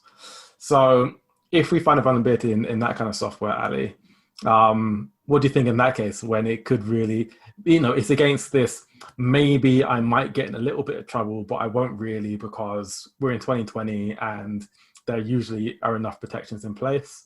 Well, you're saying that, but then you guys got in trouble, so that was pretty much going to be my counterpoint. Yeah. We got threatened with legal action. We did get threatened with legal action. We were threatened with legal action, that's true, but I was asked by somebody what initially that legal action was, and my response was it was a cease and desist written in crayon. It is funny because the legal action was because we did a write-up, not because of the actual act of finding the vulnerability. She decided we were slandering her company by disclosing the fact that it absolutely did have a security vulnerability in it, which it did have. So yes, we were threatened with legal action. I just don't think the person that we were dealing with understood security, understood anything about disclosure. She had no idea what was going on. She was clearly very frightened. And there were elements of me at times where I felt incredibly sorry for her. And had it have been a different person in a different circumstance, I would have been offering a huge amount of support. We will talk about that in a sec. That's the next point I want to talk about. But Jose, what were you going to say? Yeah, so I mean, it's talking about the legal action, right? I mean, and this is probably a question for Saskia since she's in the expert in the area, but what kind of consequences is there for this company, putting all this data at risk? And I'm particularly interested in the fact that, they claim that they would delete all these pictures and they didn't. I mean, that's a very clear breach of, the contract that people agree to. What consequence is there for someone who does this? So if it had been actually a full breach, which under EU law it probably wasn't, because we disclosed ethically rather than dumping it on the internet. So from the GDPR perspective, it would have been a breach. They probably would have been fined. There was really, really very little intention for that application to be secure, from my understanding of just how simple that vulnerability was to exploit. So because you guys disclosed it, then they're not going to get any fine? I don't think she's reported it to the ICO. To be honest, the impact of it currently is really, really low, because it seems like the only people who discovered it were us, and the only data that we looked at was mine. So technically, the only data that has been breached is mine. I know it's been breached because I was the one that looked at it, and therefore you don't need to disclose to me that information was leaked, because I already know. So the way that it would be working with the ICO is the ICO would look at the impact of the breach, and then they would make a decision about how they would deal with that. And that's on a case-by-case basis. They might have fined Giggle. They would probably have said that if the data had been dumped on the internet, that the people whose data had been dumped would have to be told, because it's things like locations and phone numbers. But this wasn't EU, it was Australia. But they're operating in the EU, so they still need to follow the rules. Yeah. So just to clarify, I'll let you speak, March, don't worry. But just to clarify, because you guys disclosed it and there wasn't an actual breach, nothing's going to happen to them. So they basically were lucky that even though they were negligent with people's very extremely private and identifiable information, even though they did not care, they showed like no intention of keeping this data secure. Even despite all that and all the regulation there is, nothing happens to them. Even though like you have proved that they breached a contract, an agreement with the end user, where they said they would delete a photo, which is PII, and they did not delete it. I just want to make sure that I understood that 100%. Yeah. I think that was the case. If they had, as Saskia said, if there'd been a breach, then they would have to report that. But when it's just a pen tester finding an issue, looking at the minimum amount of data, I don't think that needs to be officially reported. So it does in Australia, and I think they did actually report it in Australia, because it was after the details of what she needed to do in Australia that she apologized and apparently dropped the legal action. I think she was possibly advised by the regulator in Australia that we were kind of doing them a favor. March, what were you waiting to say? I was just going to say that, so basically they didn't even get a slap on the wrist, but they could have embroiled you in what would have potentially been a years-long legal process, which would have cost you a tremendous amount of money. And that is one of the problems with this. As much as I love the idea that we're all going to help everyone out by disclosing everything, that could have potentially bankrupted you and ruined your lives. What if there was a change to the law that said it was okay for pen testers, or if you are taking measures to view as little data as possible to prove the vulnerability, etc. So changes to the law. What do you think in that case? Would that change your stance? Yeah, I think if there was some level of legal protection for people reporting vulns, then absolutely. But I think that would require a total rewrite of cyber crime law. Yeah. And there doesn't seem to be much of an appetite for that. No, we've been talking about it for so long. There are so many panels and working groups and advisory groups, and we're still stuck with the same Computer Misuse Act that doesn't even have a definition of the word computer. Yeah.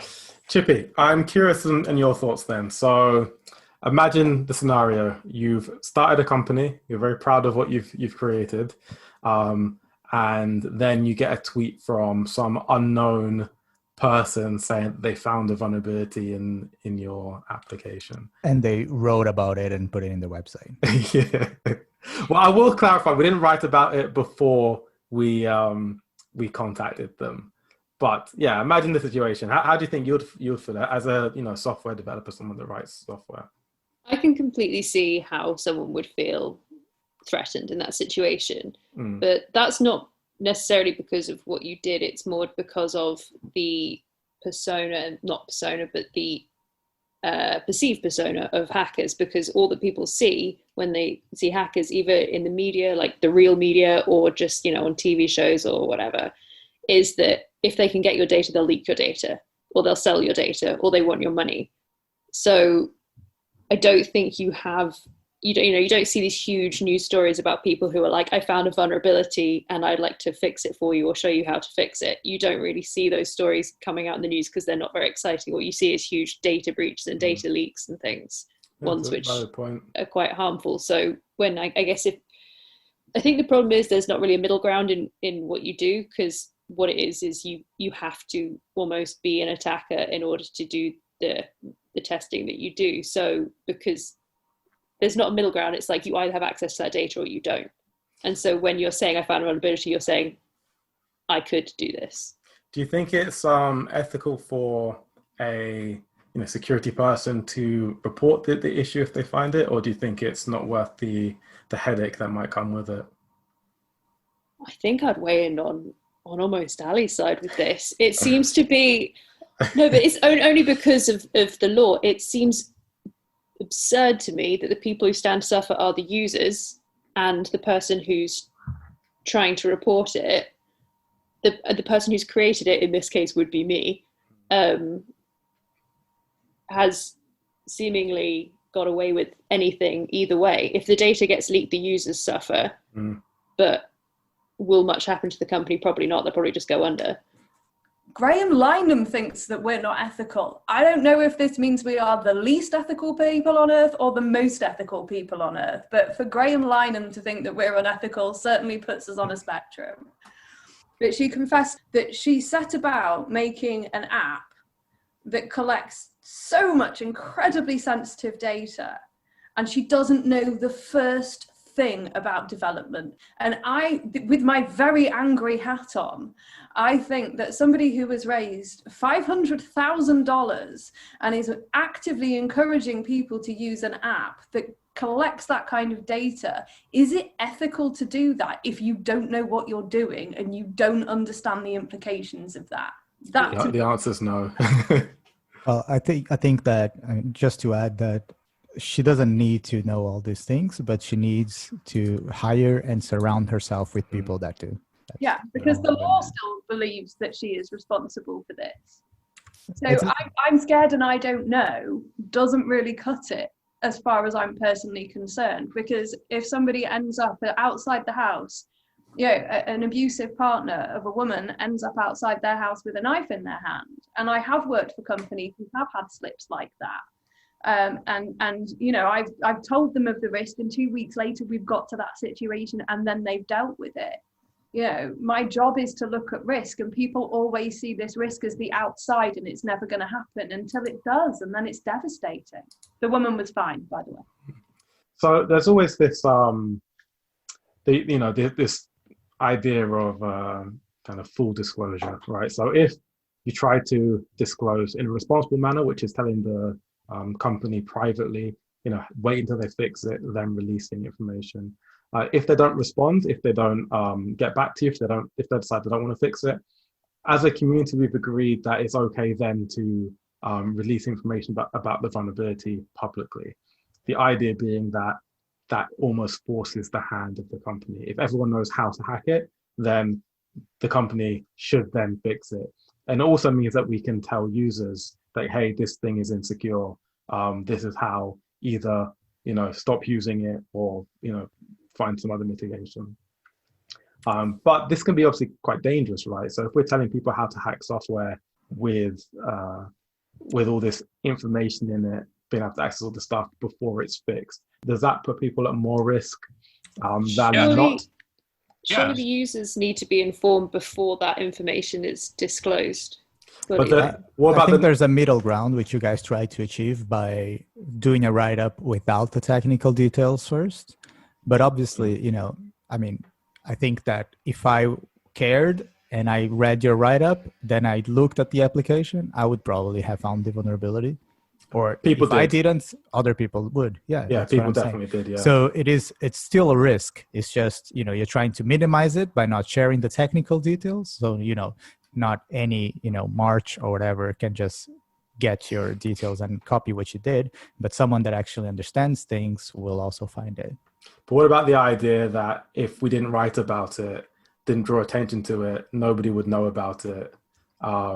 Therefore, No, I totally think that you did the right thing. Like, write about it. Like, if it weren't for that professional code of ethics that I was mentioning earlier, I mean, I would go ahead and say, here's all the details, including the technical ones. But I think the point here also is to say that we did try and disclose it without drawing attention to it. We actually disclosed it privately. It was very, very hard to find how to disclose anything through Giggle. We couldn't find an email address. All there was a contact form, and given the state of the application, we weren't sure if it even went anywhere.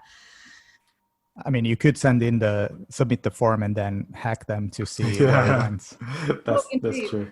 So we actually got in touch with the company and they ignored us. But then, the other thing that is quite concerning about Giggle is it's advertised for teenagers as well.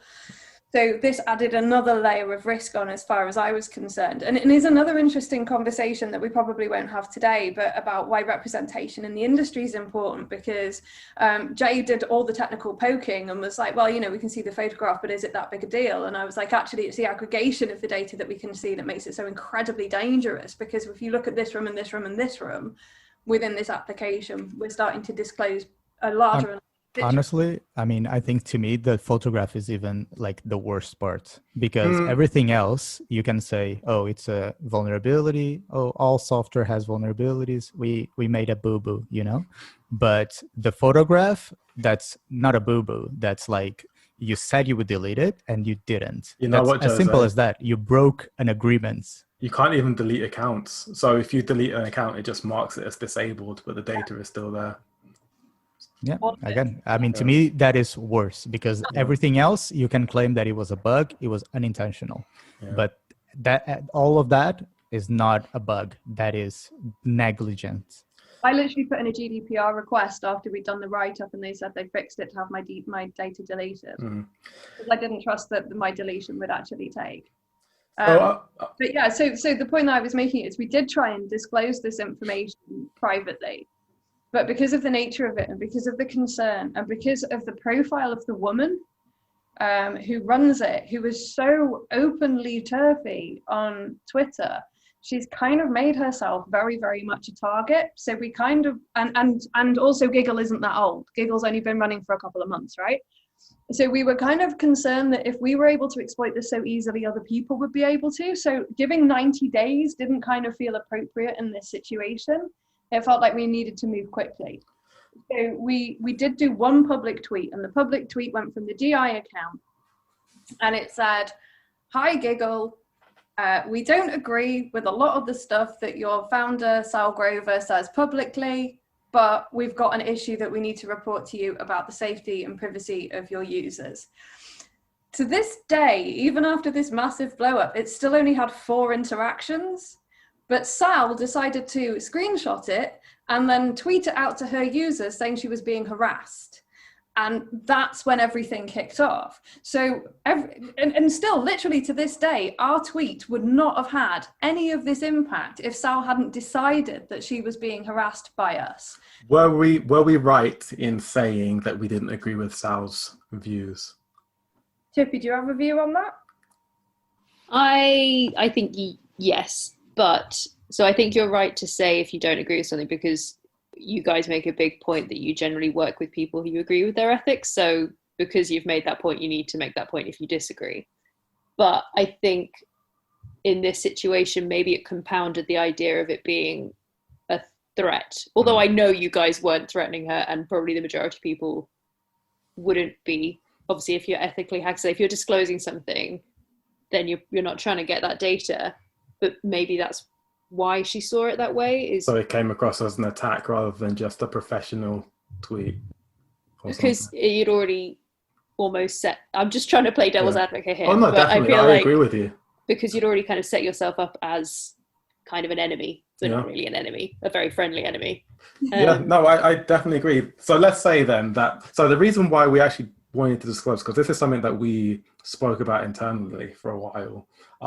Do we disclose? Do we not, because of the risks of it and because we don't agree with the the owner? And basically the reason behind the app we felt was very like anti-trans. And as a company, we want to support trans people. We want to support like all kinds of like minority groups and things like that. And this was very much against what we believe as a company. So do we actually risk ourselves to protect their users? In this case, we thought yes, because the users of the application weren't TERFs themselves necessarily. There would be lots of people that signed up to troll Giggle. So lots of trans people I know had signed up to make a point that they could. Lots of like men had signed up again just to prove that they could in order to troll Sal. So actually for us, protecting those users was an important decision when it came to us reporting, because one thing that tends to happen when you do report is the company you're reporting to, if they kind of play ball and they are happy with it, they will start mentioning you a bit more. Maybe if it got picked up by the news, for example, Giggle might put out a press release to say, yeah, we've worked with Digital Interruption and blah, blah, blah. We've had that in the past. And so for us, it was important to kind of make it clear that we didn't want that to happen. Here as well, though, that even though the users of this app, and some of them may have been TERFs, which we haven't explained as trans exclusionary radical feminists. So they're people that have some very, very strange and very angry views about trans people. But even if the people using the app were TERFs or are TERFs, I still think I have an ethical responsibility to make sure that their data is safe from potential abusers and harassers. So is that always the case? What if it wasn't TERFs? What if it was like hardcore racists? But it wasn't racist. It was an app that was being promoted to all females, whatever that means. What if there's an app that's promoting only to white people, and it takes a picture of your face, and if you're too dark, you're not allowed in it? Would you feel It would be really ineffective? People just put makeup. It would be ineffective, as is Giggle. Yes, as is Giggle. That's a really stupid way. Yeah. From a technical perspective, it's a really bad way of doing what they're trying to do. It is. But I'm curious whether the ethics changes. If this is a company that we know is being used for maybe like proper like racist behavior to indoctrinate people, do we have to care about their data? Do we put our livelihoods at risk? Yes, you should care about that data because it's first of all, it's the user's data. It's not the company's data. Mm-hmm. So you're protecting the users, and you don't know the context of why those users are there, or why they are using that application, why they think they're using that application. So I don't think you have the authority to make that judgment. I do think that you have that professional ethics that you should disclose regardless of whether you agree with their views or not. That's not to say that you're still a free man, that you can via other channels report them for being racist assholes, and that's fine. Yeah. Ali, what do you think? I personally think that no one should do any kind of free work for people like that. Why would you want to? That is essentially what this boils down to, right? It is free work, and you're making that application a higher quality application because I'm just going to throw it out there, but possibly free work for Nazis may not have been a good idea in the 1930s and may not be a good idea now. Yeah. So what if this wasn't Giggle? What if this wasn't something like so not something that affected user data, but let's say it was what's that Nazi website, like Stormfront or whatever? I mean, there's a number of them, but yes. Yeah. So something like that, or Breitbart or something. A vulnerability 4chan, another example. But a website that you found a vulnerability in that would let you attack the company, not the users. Should that be disclosed, do you think? Is there still ethics there? And you would be directly making that company. I mean, as I said before, I fully don't agree with disclosure whatsoever. And what if it was a bug bounty? So legal to I also don't do bug bounties because I don't agree. Hypothetically, if you had legal protection. There is no hypothetical me. I see where you're coming from, but no, I still don't think you have an ethical obligation to disclose this stuff, and you don't have an ethical obligation to work for these people, which is the main core thing. And again, what if it would stop someone from actually like losing their life? What if we didn't disclose, the data got leaked, and a woman was, you know, someone got her address, she was being stalked, and murdered. And we have seen things like that happen. Remember the guy that got the picture of the lady and looked in the picture of her eye to see. Yeah, I think it was K-pop, right? Could see the like outside the building, so we could figure out. Yeah. I mean, there are lots of. Bear in mind, Alistair, that I'm talking about the professional ethics obligation. So as long as you're not putting that cape of super security warrior, I mean, that's fine. You don't need to disclose anything. I'm with you on that. It's just if you're putting on the flag that, oh, hey, I'm an info security professional, I'm a consultant, I want to make things better, then, you know, I think you do have that obligation. Yeah, I mean, you probably, yeah, I guess I see where people come from with that. I see your point. But again, I guess my counterpoint would be you wouldn't have an obligation to do that work for these people, and I don't think you should. Chippy, what do you think? Is it worth making a toxic place better if it means protecting the users, or is it not something to be involved with at all? Or can you try and do something like we did, try to help them but mitigate it in some way by saying, we don't agree with you, but you know, we have this issue that affects your users? I think that's probably the best you can do, but then you sort of have to say either where's the line or there is no line. You know, if you're going to do it for everyone you disagree with, then you've got to do it for everyone. There's not like levels of evil, you know. Or you've got to say, as a company, we don't help anyone we don't agree with. Well, it's like I think that's a professional line you've got to draw for yourself, because like Josie said, it's a professional thing that you're doing. You're doing this as your job, not for fun. I think for us, if we do this type of thing again and find a vulnerability in a similar thing, what we've decided is, if it's a vulnerability that puts the users at risk, we will still try and disclose, regardless of our thoughts for the company. If it's a vulnerability that puts the company at risk or the company's reputation at risk, screw them, not worth it, the headache.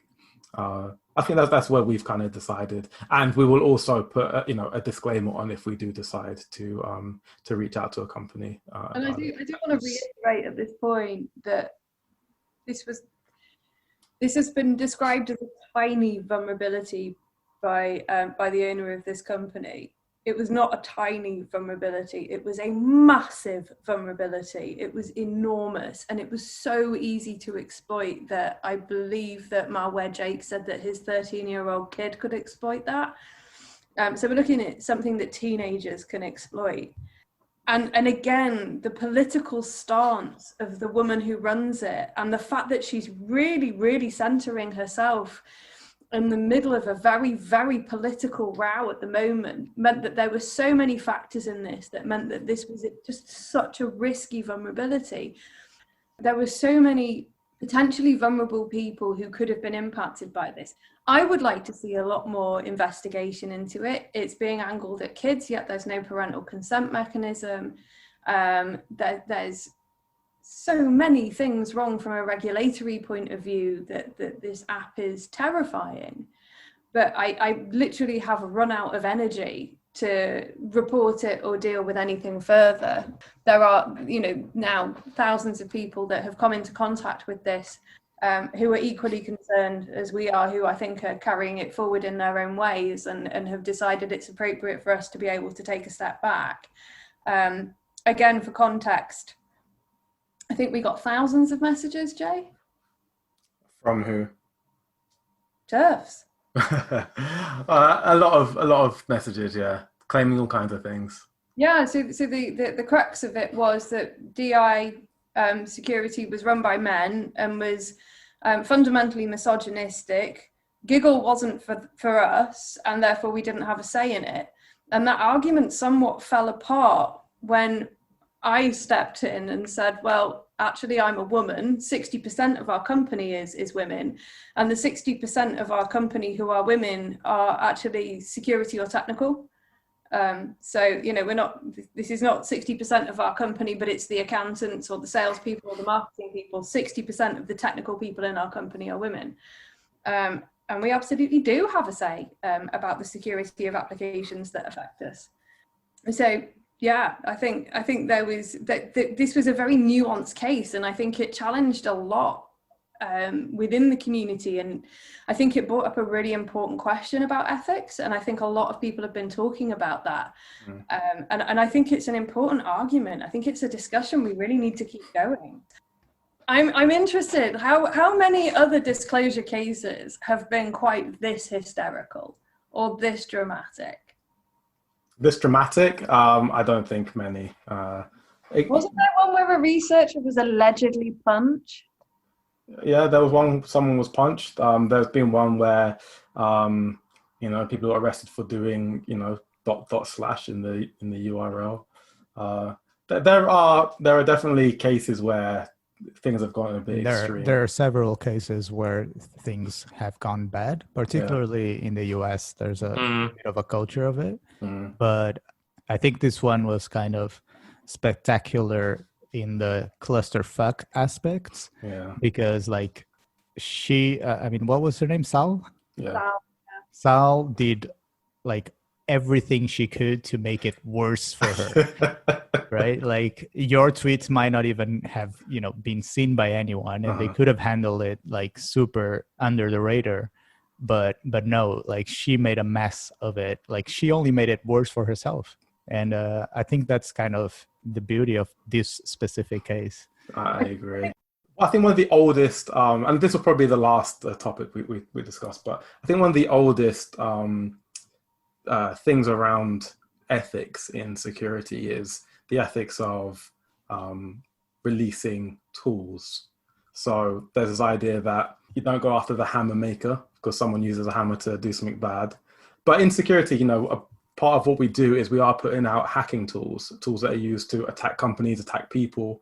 Is that the right thing to do? Should we keep doing that, or should we keep our tools secret and Absolutely. I mean, keep it secret if you want to, but I see no problem under any circumstances. I don't care whatever circumstances. If you release the tool, that's not a problem with you. Whoever uses it is who might be doing something wrong. That's it. That's my opinion. March, what do you think? Yeah, I agree with Jose here. I think tools are, if anything, more ethical to release than vulnerabilities. Tools can be multi-use. Tools will disclose not vulnerabilities, but maybe techniques, maybe more general strategies for compromising, boxes or networks. And there's educational purposes as well.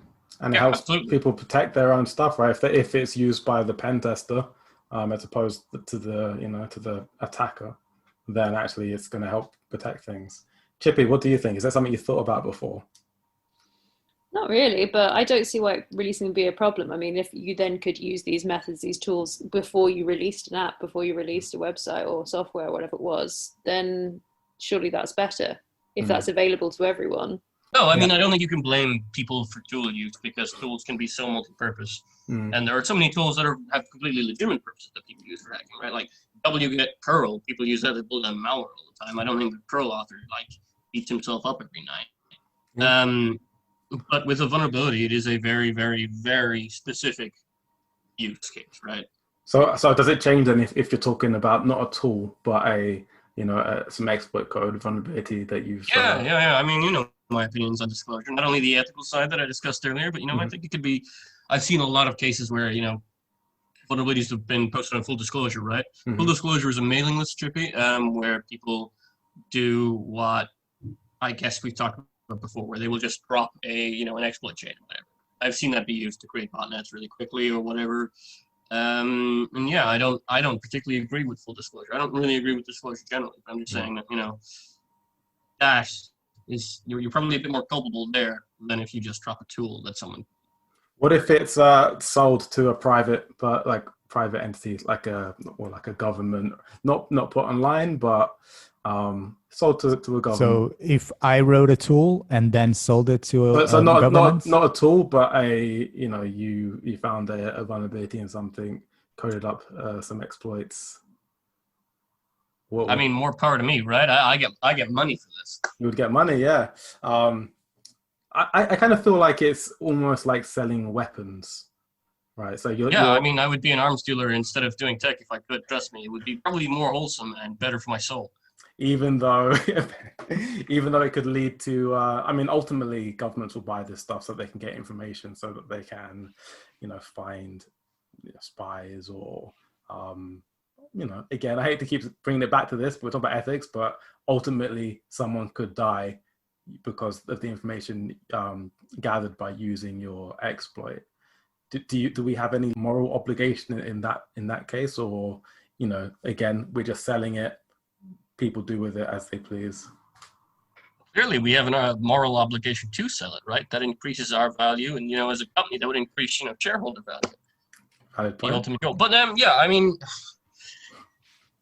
I guess it depends who you're selling it to as well, right? Certain governments are going to use it for certain things. There's a whole nuance there. Mm-hmm. Well, that's the same arguments as the tools, though, March, because you can publish your tools, and then someone evil will use it for bad things. And you just said that you didn't have any problems with that, so I don't see why you would have any problems with this.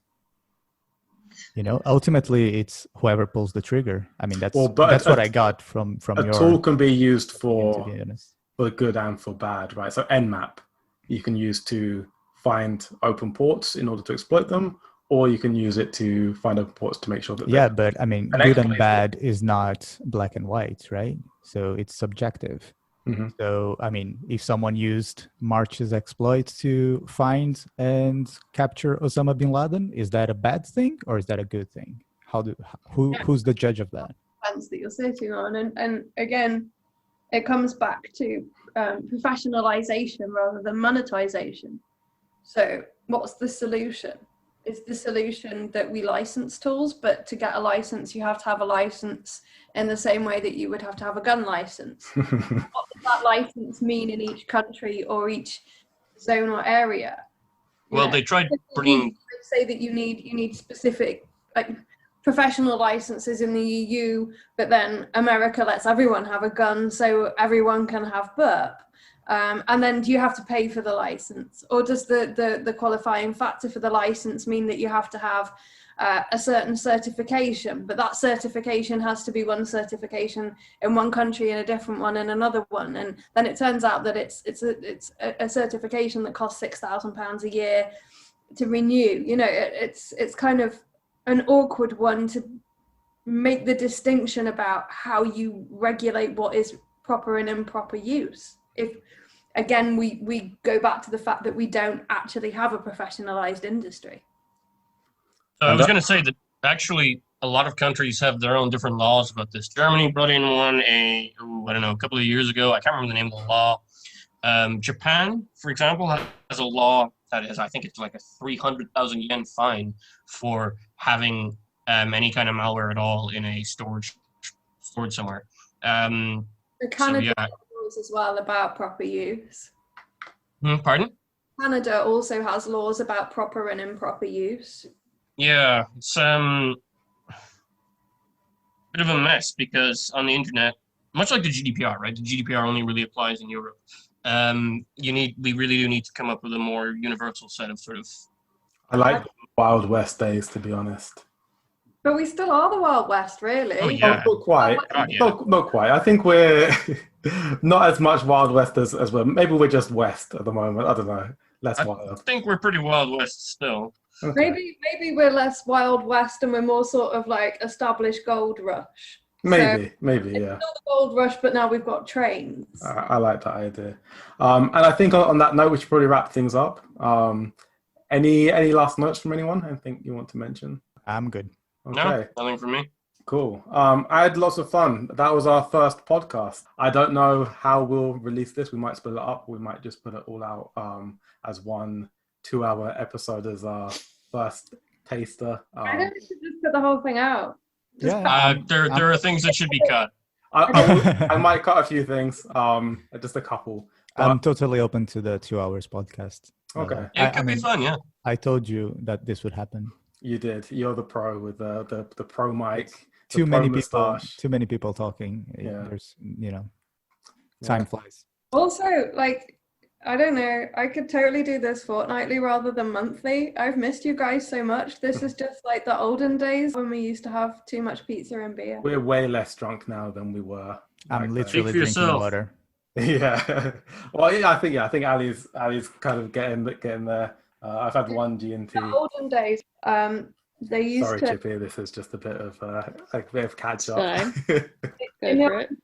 So we used to have these Friday night parties in the office, which had like pool tables and like we used to get like massive orders of food and then like rip all of everything out of the fridge, fill it with beer, and then everybody would get hammered and then just sit around and talk about how much we hated the industry. So this bit is definitely getting cut. No, just keep this bit. Yeah. Just a You'll sound probably bit make of the that. mistake and like put all the cuts in the wrong file Yeah, and then just yeah. release that. That could be for Patreons. They can get the cut sections. Definitely not. I don't agree with that. Okay, so I don't actually know how to end a podcast. So I guess I'll just say thank you, everyone, for chatting. And yeah, we're not sure of the release schedule, but we'll figure something out. If anyone listening has any feedback, we'd love to hear it. Let us know how often you want to hear this kind of thing. If this was too long, if it's too short, if I do decide to cut it up. You just yeah. want March talking for 2 hours. If you just Also- want March talking, yeah, let us know. We can arrange that. Jay, I mean, it's probably too late if they're already listening to this episode, but where can they find us? Oh, that's a good question. I don't think we've decided that yet, to be honest. The best place at the moment will just be to wherever you heard about this. Keep looking there. Probably Twitter for now. We're going to try and set things up on Spotify and all the other platforms. We have a Manchester Grey Hats Slack, which you can find the link on our website, manchestergreyhats.co.uk, or again on Twitter, which is at MCRGreyhats, GREY, because we're English. Does anyone have anything they want to plug before we wrap it up? I want to plug March's goblets. Okay, yeah. He's been drinking from a goblet this whole podcast, and He our has. listeners haven't seen it. Fantastic. This goblet is actually 30-something years old, so He's literally wearing a An robe antique. and drinking from a goblet. Like He a looks little like he wizard might he have is. thought this was a D&D call. But Yes. wow. Oh my god, guys, we should totally become a D&D group. I'd be happy with that. Okay, thanks a lot, everyone. Bye. Peace out. Cheers. Bye. Bye.